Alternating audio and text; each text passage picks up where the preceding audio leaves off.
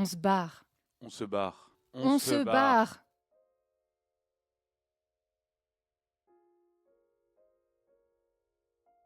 On se barre et on se heurte à l'administration.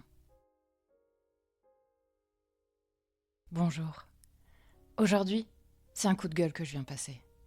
Si je vous dis CAF et RSA, Assurance Maladie et CMUC, qui est la couverture maladie universelle complémentaire ex-CMU, vous vous dites bordel administratif en perspective. Et il n'y a pas d'autre mot. Et j'y vois aussi le mot injustice. Pourquoi je vous dis ça ? Car j'ai découvert que ce système pouvait bien vous tourner le dos et vous mettre dans une situation de dépendance financière par rapport à votre conjoint avec lequel vous n'êtes même pas marié ou pacsé. Le système est fait de telle façon qu'il est là pour enchaîner à l'autre. Ce qui est à mon sens malsain pour l'autre comme pour vous. Et vous allez comprendre pourquoi avec mon point de vue sur la question. En effet, si vous êtes sans travail ou travailleur pauvre, vous êtes sans doute allocataire du RSA et par là même, vous bénéficiez aussi de la CMUC. Mais si vous décidez de vous installer en couple avec quelqu'un qui touche légèrement plus que le SMIC dans un même logement, alors vous perdrez tous vos droits. L'État va vous dire « fini le RSA et la CMUC ». Un conseil, paye ton cul à la bonne personne histoire d'éviter les fins de mois difficiles. En fait, la CAF et l'assurance maladie vont regarder les revenus globaux du foyer, même si vous n'êtes pas marié ou pacsé. Et ces deux institutions vont tout vous sucrer.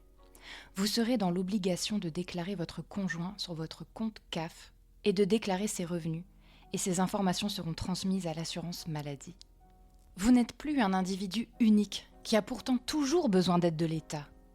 Mais vous êtes considéré comme un couple. L'autre devient vous. Ce qu'il gagne est considéré comme à vous. Vous êtes un foyer commun. Et cela vous place dans la posture de faiblesse face à l'autre. Car ce qu'il gagne est à lui, et pas à vous dans les faits. Légalement, l'autre ne vous doit rien. Vous n'avez pas dit oui, je le veux sur un quelconque document. Et pourtant, vous payez le prix de vous mettre en couple avec quelqu'un.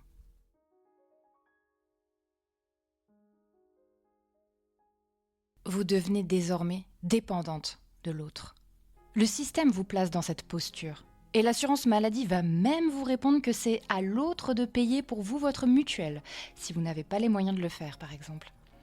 S'il ne veut pas, rappelons que rien ne le contraint à le faire légalement. Vous le sentez, l'étau qui se resserre, et comme des jeux de pouvoir peuvent se mettre en place. S'il ne veut pas payer votre mutuelle, alors vous cessez de vous soigner.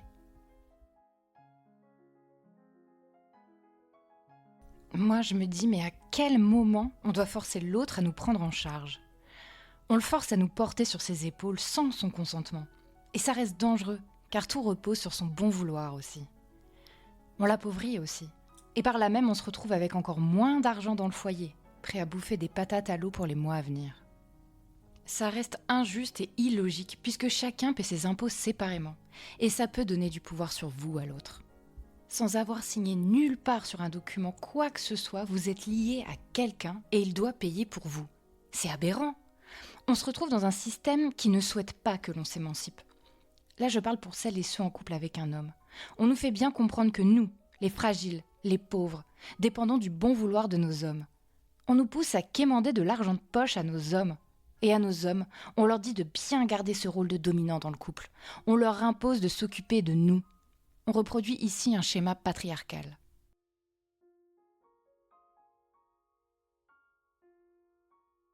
Le système nous impose d'être redevables à l'autre. Et après, pour faire des économies, on nous explique qu'en se pacsant ou en se mariant, on va avoir des réductions d'impôts et que ça compensera le reste.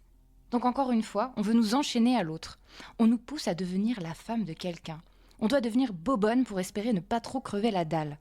On nous prive d'une liberté sous couvert d'argent, car on le sait, c'est l'argent qui fait tourner le monde.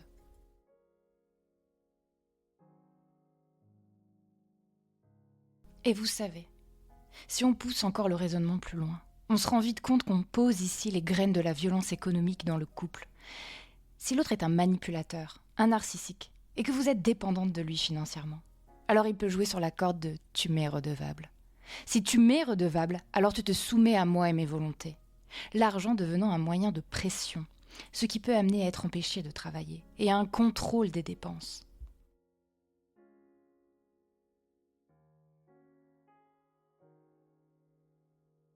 On se bat pour être libre. Et le système ne nous y aide pas, bien au contraire. Il crée des liens de dépendance. On ne veut pas que vous soyez libre. La moralité dans cette histoire est d'essayer de toujours avoir une indépendance financière, au cas où. Nous ne sommes jamais à l'abri de rien, et il ne faut pas trop compter sur l'État pour nous prendre correctement sous son aile. Prenez soin de vous. Rien ne vaut la liberté.